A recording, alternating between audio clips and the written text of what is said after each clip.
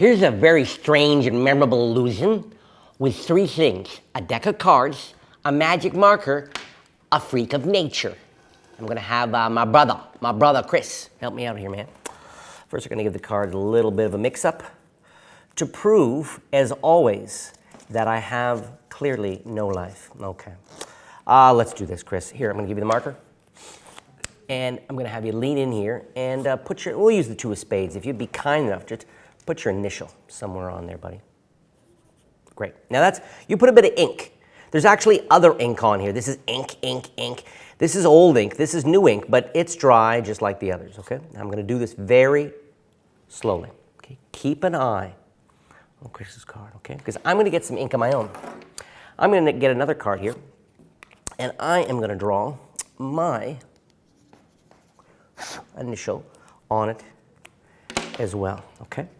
J, which stands for my name, J. Now watch. I'm gonna do this very, very slowly. I'm gonna try to get some of the ink of Chris's card to come up here, just like this. There we go, a little bit more, a little bit more. I think I've got all his ink to come up, and now I'm gonna send all my ink down, leaving me now with all of Chris's ink. And underneath here, I'm hoping now, there is all of mine. I want to take this opportunity to sincerely thank you guys very, very much for the response to my channel. It's super exciting to know that twice a week I can share this stuff with you guys, and over the past few months, the channel's went boom, boom, boom, and is quickly on its way to having 100,000 subscribers, and I know it's because of you guys. So thank you so, so much. It's also really gratifying to see that a bunch of you are joining my Inside Deception training site, which is really cool, and now I'm talking with some of you and leaving comments and all that stuff. You know, the channel here is a beginner level site, and the idea is to turn you guys on to magic and mentalism and performing, and then when you're ready to go from that jump, sort of from some tricks to the experience of real magic, that's what Inside Deception is all about. And again, so thank you so much for the big success of this channel and for the Inside Deception, you guys jumping on that. One of the things that, you know, I teach you guys here is basic sleight of hand, really simple sleight of hand. And of course, and until you see over a mountain, you don't know what's on the other side. You have no idea. So when I say to you guys, hey, there's so many other levels of sleight of hand and cool stuff on the training site, it's so cool that more of you are coming to experience what I mean by that. Now that leads me to this. This is a very simple sleight. It's a very basic sleight. It's called the double lift. I'm sure a bunch of you are familiar with it. And you know, the double lift is used in a lot of ways in card magic, but I think this particular trick is one of the best uses of the double lift in all the card tricks I know. Okay, let's take a look. So you are going to be using two identical playing cards. Now when I first learned this trick, I used to use it first with two aces or two twos, whatever, no signatures. I didn't use any signatures. And then, after many years of learning the original idea of using duplicates, then I would sometimes have a specter, you know, when they select a card, maybe have them sign their name on their card, but I wouldn't sign mine. And then one day, years ago, it occurred to me, because of course, working in walk-around situations where I have to do the same trick again and again and again, and I want instant repeat and all that stuff, it occurred to me what would be really cool is to have two cards are identical with two signatures are already on there pre-signed by me. So during that trick, I never signed my name on either card. Now a signature gives a sense of something's happening in the moment, a spontaneous, sort of an impromptu quality.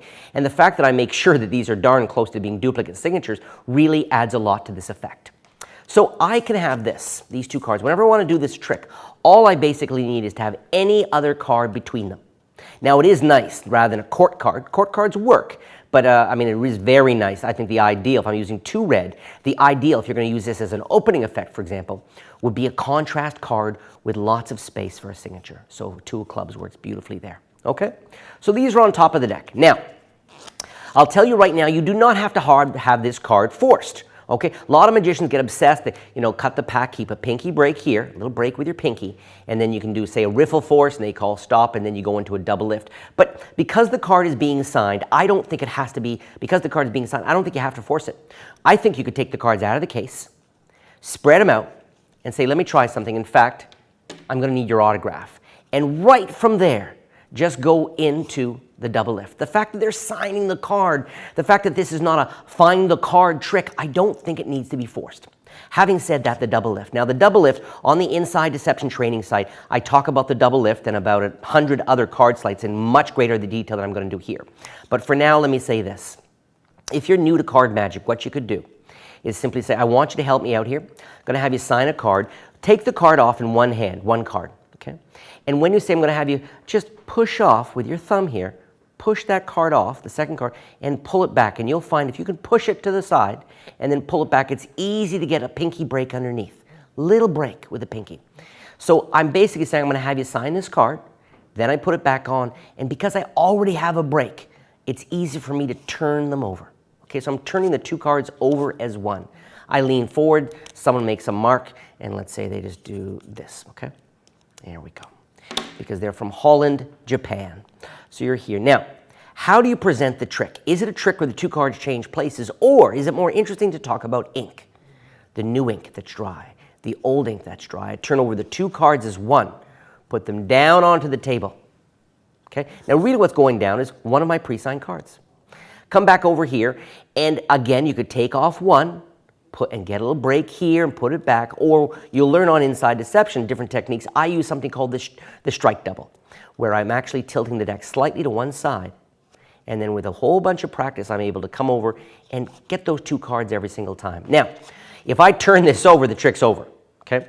So what I have to do is a slight, what's called a wrist kill, where I turn the hand slightly, and I've got my double lift, I've got my two cards, but I'm going to turn my hand as I do so that you never see the face of the card. Okay? You do not see the face. Okay? And I did say not see. And you're here. You're Kyle. You're here. And I'm going to come over and just pretend to write my name. And all I'm doing is holding my extended finger. I don't want any marks on there. And I'm just putting the nail of my middle finger against the card, pretending to draw my name, cap it here. Come over. I draw attention to this. Turn over this double. And I am so far ahead. Everything is perfectly backwards to what they think. Here's their signed card. Down there is mine. I put this aside. Nice visual and psychological barrier between the two.